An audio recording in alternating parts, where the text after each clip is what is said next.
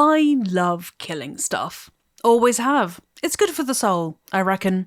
It's tough to fester rage and resentment when you've just slow-mo shot a Nazi in the gonads. I mean, hey, there is an achievement for it, which is why I'll shortly be petitioning the NHS to have Sniper Elite Resistance available on prescription. It can't pay off your credit card or make your 9 to 5 any more palatable, no, but an hour of this a night just has to be good for you. Like an apple a day. Or flossing, but, violent. Unsurprisingly then, I am having a ball with Sniper Elite Resistance. Much like one of my favourite series of all time, Dishonored, there's no single correct way to get through its World War II flavoured campaign, which means I can't technically do anything wrong. Can things go off script? Oh god, yes. Just ask my BFF Mission 3, Sonderzuger Sabotage, which I got to know in detail after 3 hours and a hell of a lot of save scumming. But once you find your rhythm and start tweaking your loadout and tools to best suit how you play, Resistance's thoughtful map design, dramatic score, and bombastic gunplay come together in an exquisite symphony that makes it a challenging, rewarding, and deeply satisfying romp, despite the fact your leading man, Harry Bleeding L up all the apples and pears right here, Governor Hawker, has zero chill. If you remember him from prior Sniper Elite games, all I can say is, I'm sorry. I can only hope he wasn't as stupefyingly chatty then as he is now. Sniper Elite Resistance takes us to Vichy, France, in the heart of Nazi-occupied Europe in the midst of World War II. The summer of 1944, to be exact. Hawker's been drafted into... Actually, I don't know. For all his blathering, the story is bookended on each mission via a voiceover and a few cinematics, in a way that makes it feel superfluous to the action. Suffice to say, Hawker's working for the Allies, infiltrating Nazi strongholds to grab intel, assassinate targets, or destroy key infrastructure, depending on what the Allies or the French resistance need. Oh, and he murders Nazis. Of course, there's lots and lots of lovely Nazi murdering. How you do it is up to you too. I've seen people say that you can run and gun Sniper Elite games, but that is absolutely not my experience.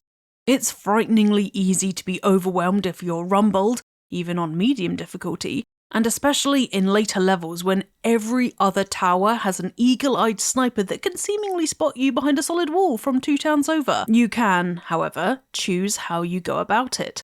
There are ways to deal with your enemy both lethally and non-lethally, and optional objectives are just that, optional. Personally, I had the best time seeking down those secondary missions. Not only does it force you to explore the entirety of the map, but it helps bolster your confidence too, not to mention your XP. And the missions are great. From huge hulking Nazi superstructures to quaint French chateaux, you explore them all. Missions 2 and 3 felt enormous to me, I'll admit, but by the 4th, Collision Course, I was having a riot. For almost half an hour, I crouched right where I spawned in, so delicious was the vantage spot. Pushing the long-range capabilities of my rifle to its limit, I picked off the bad guys one by one without them ever knowing where I was. Oh, what a treat. By the time I'd circled around on foot, almost everyone was already dead. Admittedly, it took a little while for me to find that rhythm though. For starters, the game is confidently hands-off. Yes, there's a tutorial level, and yes, from time to time the game will pop up with a helpful tip. But while I agree we're all long past the need to be told how to fire a gun or what the white paint on the ledge means, you're never formally introduced to your decoys, for instance, or how your different mines work. It's not a sackable offence, granted, but something to bear in mind, especially if you're new to the series. Eventually, though, it all falls into place, especially when you unlock workbenches and can really get down to the nuts and bolts, quite literally. From there, you'll unlock scopes, muzzles, stocks, and so on to fine-tune your weapons, and the UI is forever telling you what a wonderful Nazi killer you are. All manner of ribbons and medals and accolades pop as you work through the campaign. There are several places in which a little spit and polish could elevate Resistance from an enjoyable experience to a sublime one. Maybe having binoculars and the focus ability both bound to R3 is fine for most people, but I'm forever opening my binoculars when I'm trying to turn off focus and vice versa, which isn't great when you're in a tight spot. And why does Hawker spontaneously drop his special weapon when he does a melee kill? At least tell me you've dropped it, man. There's nothing worse than emerging from a scramble to discover Hazza abandoned the silenced pistol you were enjoying 5 corpses and 2 buildings ago. And don't get me started on the mantling. Harry, you're a soldier. I really think you could conquer that 2-inch curb or sandbag if you put your mind to it, champ.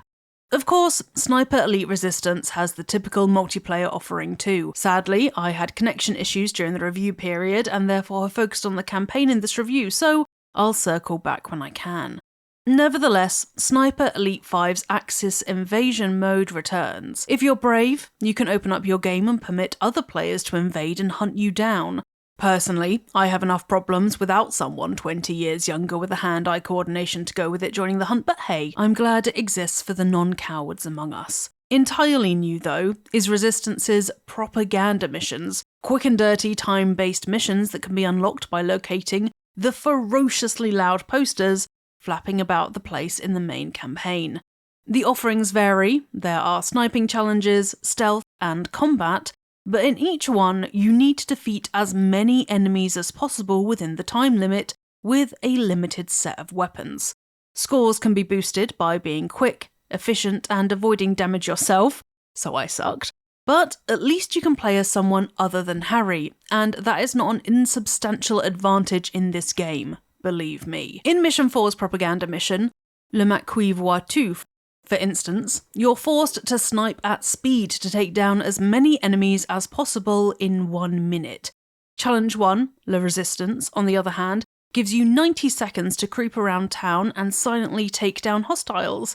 Every ghost kill puts a little extra time on the clock, so each battle has the delicious tension of needing to be done quickly, but stealthily too. They're delightfully speedy quests and the perfect antidote to marathon campaign sessions if, like me, you get a little too obsessed with needing to explore every single inch of the main maps. All in all then, even without the magic of Sniper Elite's legendary X-ray kill cam, I'm having a blast. And I'm using the present tense there because even after completing it, I'm desperate to get back in to replay with different tactics, difficulty levels, weapons, you name it. Your mileage, admittedly, may vary if you're a Sniper Elite veteran itching for something new. For better or worse, this isn't that much of a departure from Sniper Elite 5. But, as I said, I just got a medal for blasting a Nazi's testicle off from 326 metres away. Not all heroes wear capes. That is Eurogamer's review of Sniper Elite Resistance, written by Vikki Blake, and a big thank you to her for letting me videoify her script. If you liked this video, feel free to chuck it a like and subscribe to Eurogamer for nearly daily videos about, you guessed it, video games. Now, I am going to go and also dream about shooting Nazis in the testicles, so I'll see you lot next time.